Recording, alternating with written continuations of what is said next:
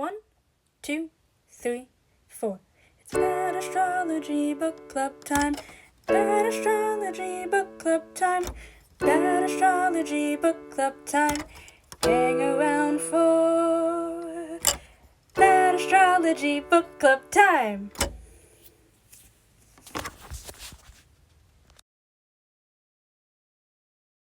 Through the first 3 pages, and now my eyes are tired.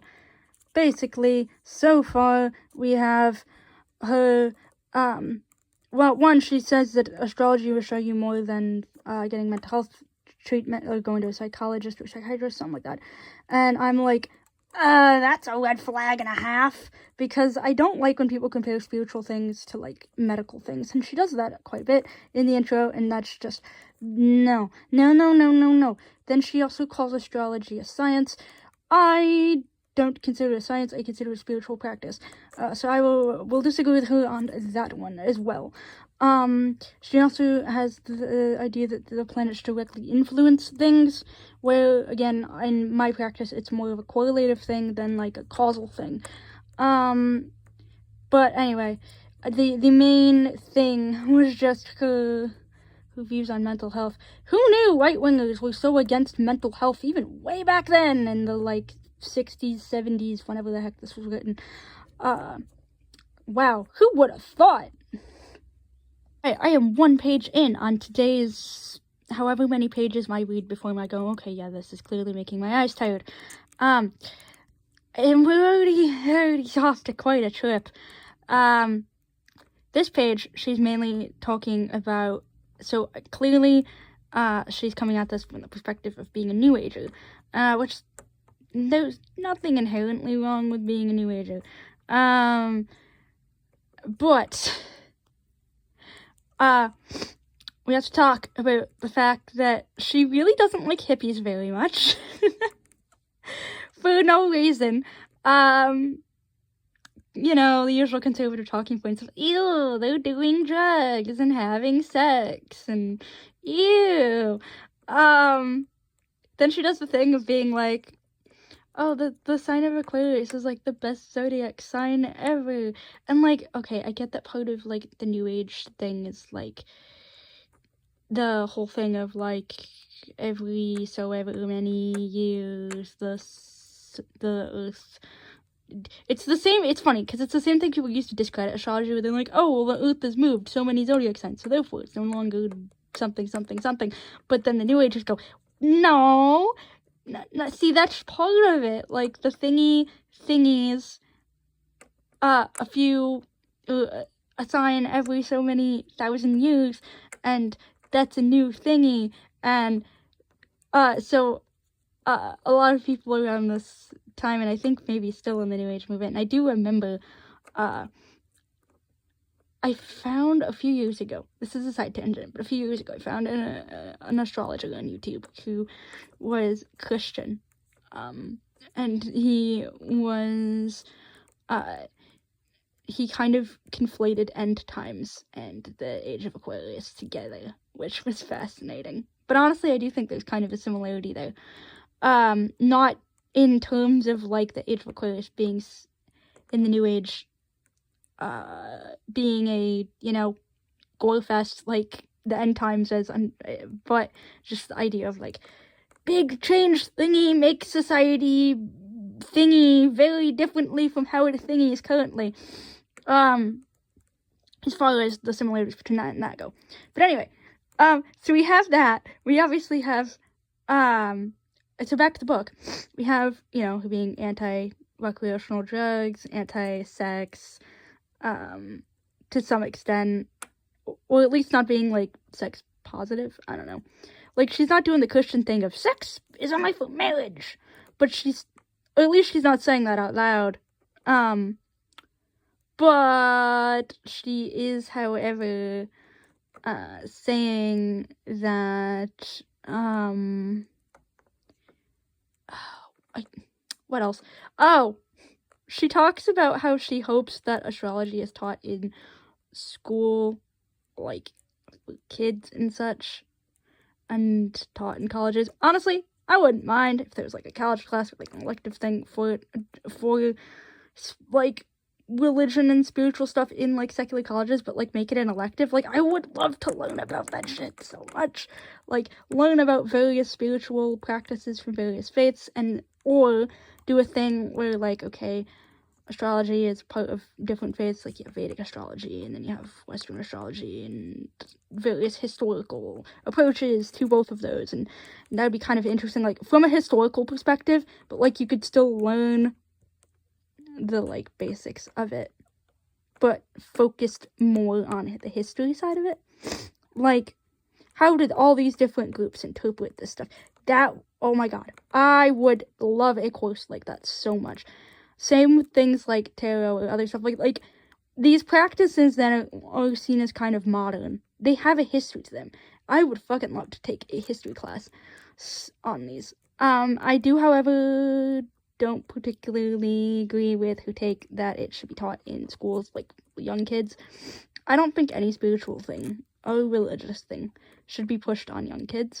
I think they should be exposed to it. I don't think it should be hidden from them. I don't think it should be, unless you're gonna do, like, you know what, because people have always been like, oh, it's so annoying that it can't play as a class, it can't blah, blah, blah, blah, blah, you know, the usual Christian talking points. In some ways, why not just have, like, a religion time, where, like, kids are allowed to engage in their own religious beliefs or non-beliefs, you know, let the atheists do their thing too. It'd just be, like, a quiet, like, reflection time, like, between recess and your class after recess. That would be the perfect time to do something like that, because oh my god, I remember teachers always getting frustrated with the entire class after, you know, being that first class after recess, because you're always so rowdy, because you're going from, woo, ran around, got to do stuff, to have to sit and pay attention. Lucky for me, I had, the year I remember the most, the teacher being the most frustrated was having history. I was in a class where it was, like, history right after recess. I think this was 7th grade. I had history right after recess. The teacher would get frustrated with the class. Oh my god, I loved history. So, like, I was totally there for it. I'm like, yeah, history time! Woo! So, like, you know, but, so yeah, there's that. So, yeah, we're 1 page in, and these are all of my thoughts. Oh dear. I hope I haven't forgotten any. I think that was everything. But yeah, so that was a weird take. Just some weird takes so far. Okay, so, I just read, like, 2 more pages, and I don't actually have a lot to say. It's just kind of talking about how the book's organized so far, which obviously I don't really have much of an opinion on.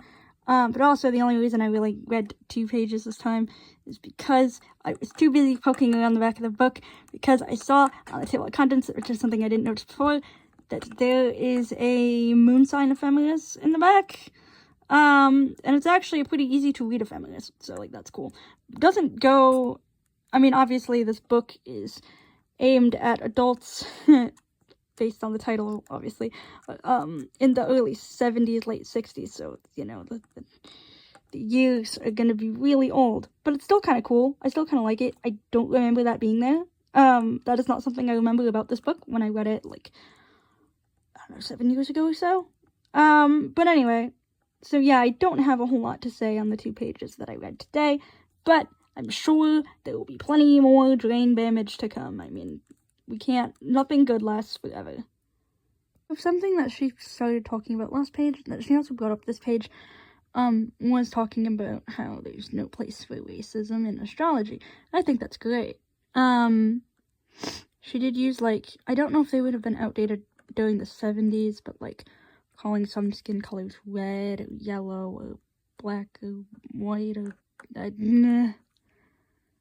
mean, I guess I'm glad that she's against racism, and like I said, I don't know if that would have still been a big nope back then or not.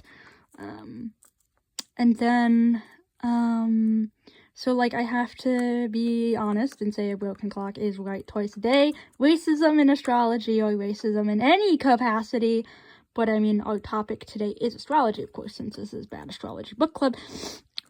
Yeah, no place for racism. Racism bad, no. Get that out of here. we don't do the racism thing around here. So agree there.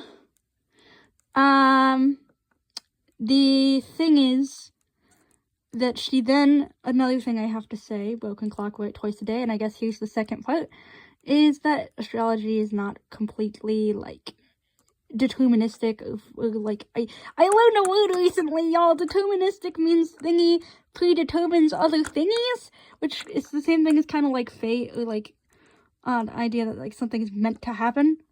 And I agree that astrology is not, in fact, like, completely fate related. So, what's the word I'm looking for? I have to say, I agree. But then something she did that is quite confusing is she calls a birth chart a, roadmap, but then also later calls it a vehicle. It's so two completely different metaphors for the same thing, and I got really confused for a second. Oh, and another thing she did is she says, that you need to know the hour, the date, and the place of your birth. And I don't know, like, if this is just a difference in, like, language uses, because, like I said, this book's from, like, the 60s or 70s, early 70s, or late 60s, I don't remember which, and I'm sure I could find it somewhere in the, like, someplace where it says, like, you know, books have that, like, information page, but I don't feel like looking it up, so, because it's not really that important. But anyway, the point is that the book, itself is, so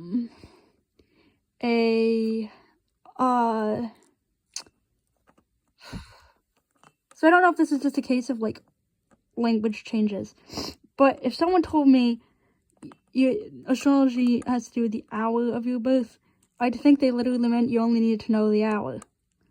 Where I'm assuming what she's saying by hour of birth is you need your full birth time, and that's what people tend to say, like, nowadays, is you need your time, exact time, so as close as you can get to your exact time,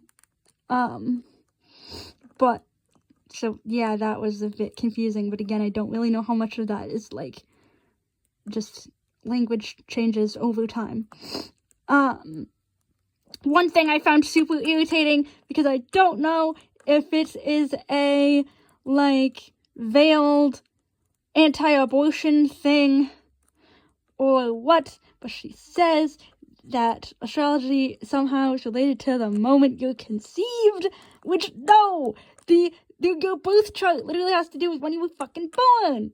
Your conception date has nothing to do with anything! Why was that in there? Why was that in there? Why?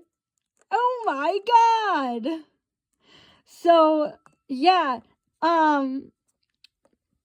that's a thing, apparently. But, yeah. Oh god. Ooh, I do not understand. I do not understand the thought process there. Especially because the date you conceived has fuck all to do with what date you come out the womb. I came out of the womb 3 months early. My best friend came out of the womb 2 months early. So, again, gives middle finger to anti-abortion people. So, I don't know, that feels like a failed attempt at being like, abortion bad! And again, I don't know how much of the, like, political stuff is just because I know, once you know who wrote the book, you can't unknow that information, and you can't unknow the policies of the president and the first lady that she worked for, so there's that, you can't unknow that information, so there's that, so, yeah. Hello, it's a few months later, and I am now finally just getting a back to this project, and I'm realizing a few things. Well, one, I couldn't find the OPS that I used to do the other parts of this video, so I'm using this one for right now. So, yes, I know it's purple and not green, and, but it's sparkly. So anyway, I, just wanted to say that, the last couple pages I read, were very, normal, actually, and not too bad. She did a pretty good job explaining why sometimes charts of twins are different, and why different people born in the same month and different years have different charts, and things like that. She kind of glossed over the houses. I hope she gets into it in the next part. I will say that I'm going to end this video here, though, for now, and do a part 2 of the intro chapter. I didn't realize how long the freaking chapter was.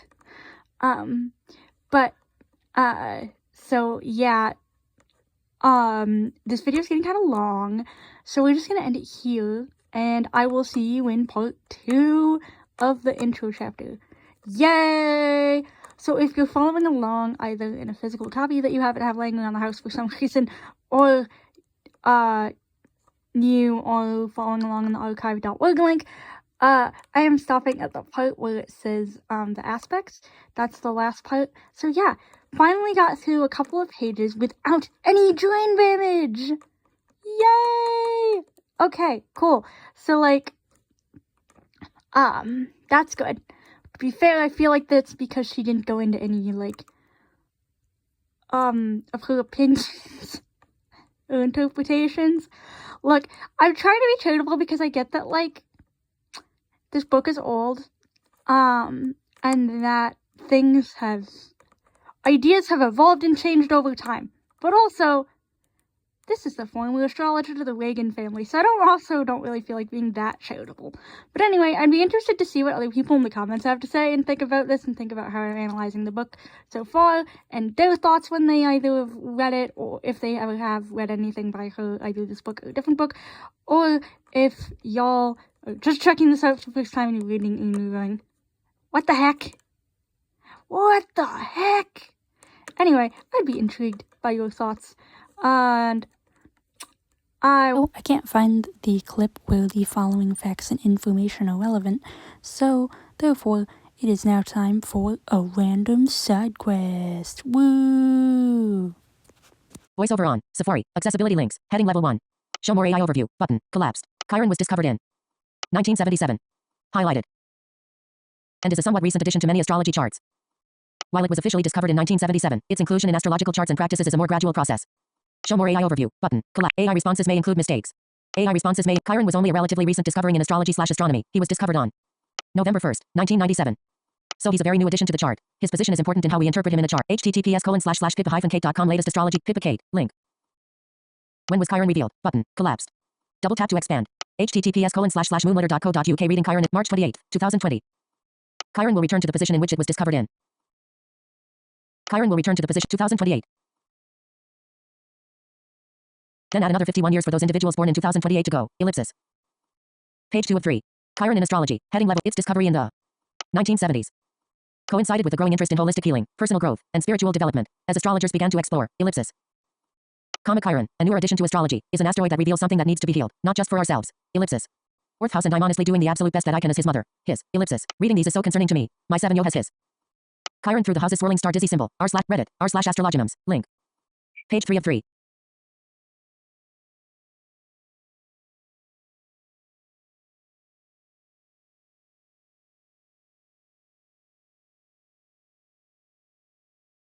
Reddit. r/astrologinums. Link. Chiron.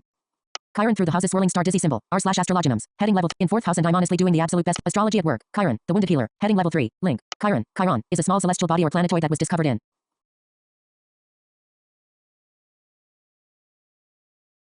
LinkedIn. Troy Michael Gonsalves. Link. People also search for. Heading level 2. Page 3 of 3. Voiceover off.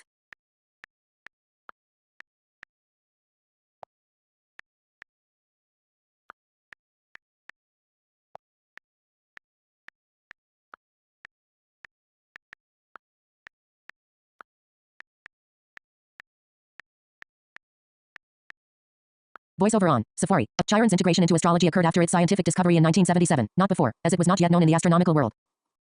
Astrologers began using Chiron to explore areas of wounding, healing, and potential for transformation in birth charts. Highlight. The Times of India states, link, that Chiron, a planet discovered in 1977, is known as the wounded healer. Astrologically, Chiron is termed as the wounded healer, a title that sums up exactly what this small planet does to our chart. Discovered in. Chiron is a small planet that has an immense impact on our chart, representing our deepest wounds and their potential to heal. Astrologically, Chiron is termed as the wounded. Chiron is a small planet that has an immense impact on our chart, representing our deepest wounds and their potential to heal. 1977. Page 2 of 3. Chiron sign table. In the above example, Chiron was in the sign of Aquarius from forward, turned retrograde, and then returned to the previous sign, Capricorn, ellipsis. Chiron is a small celestial body or planetoid that February 21st, 2024. 46 years ago, Chiron was discovered by astronomer Charles Cowell on November 1st, 1977. Encouraging us to embrace the dark and thorny spaces of our past and take action. What's more, ellipsis.